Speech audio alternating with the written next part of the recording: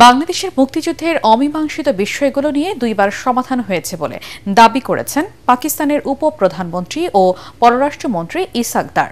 ঢাকা সফরে পররাষ্ট্র উপদেষ্টার সঙ্গে বৈঠক শেষে গণমাধ্যম কর্মীদের তিনি বলেন, অতীত ভুলে কোরআন সুন্নাহর নির্দেশনা অনুযায়ী হৃদয় পরিষ্কার করে দুই দেশের নাগরিকদের একসাথে সামনে এগিয়ে যাওয়া উচিত।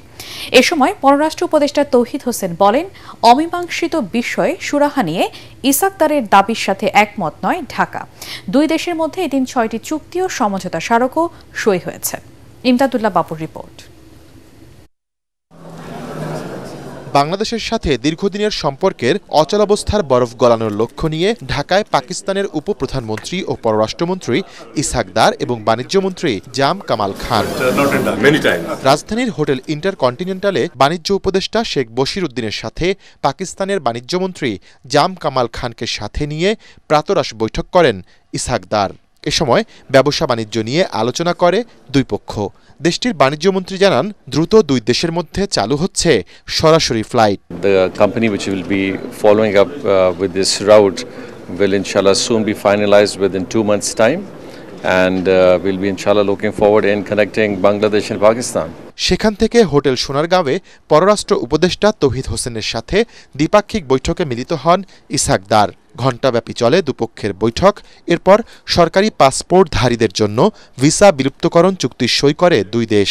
এছাড়া বাণিজ্য সংক্রান্ত যৌথ কর্মদল গঠন, বাসস পাকিস্তান প্রেস কর্পোরেশন সহযোগিতা, দুই দেশের ফরেন সার্ভিস একাডেমির মধ্যে প্রশিক্ষণ এবং সাংস্কৃতিক বিনিময় সহ 5টি সমঝোতা স্মারক সই করা হয়।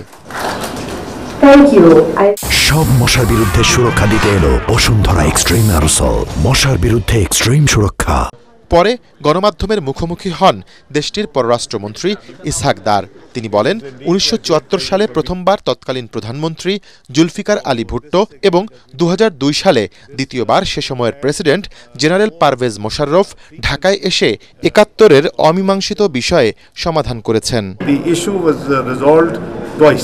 1974 and then early 2000 when General Musharraf visited, and he told the entire nation on behalf of the entire nation of Pakistan to the entire on behalf of Pakistan to entire nation of Bangladesh. So I think now what a religion, whatever Islamic teaching, what the Holy Quran, what the Sunnah of Muhammad sallallahu alaihi wasallam tells us, then you should have cleanest heart and move together, and we are a family.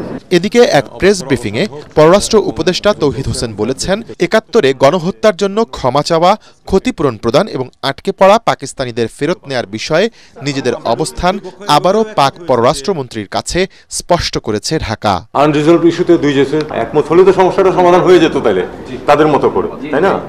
আমি তো বললাম আপনাকে যে আমরা আমাদের অবস্থানটা বলেছি, ওনারা ওনাদের অবস্থানটা বলেছে।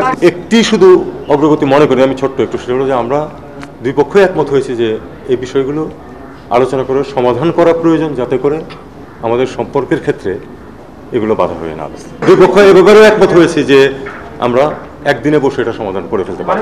সাধারণ নাগরিকদের ভিসার ক্ষেত্রে পাকিস্তান আমাদেরকে জানিয়েছে তারা অনেক ইজ করেছে, একদিনের মধ্যে ভিসা দিচ্ছে, ভিসা অন অ্যারাইভেলও কোনো কোনো ক্ষেত্রে দিচ্ছে। প্রায় 13 বছর পর 2 দিনের সফরে ঢাকায় এসেছেন পাকিস্তানের মন্ত্রীরা। তাদের এই সফরের মাধ্যমে দুই দেশের চলমান সম্পর্ক আরও এগিয়ে যাবে এবং দুদেশের জনগণের মধ্যে যোগাযোগ আরও বাড়বে বলে আশা সংশ্লিষ্টদের। ইমদাদুল্লাহ বাবু, ATN বাংলা, ঢাকা।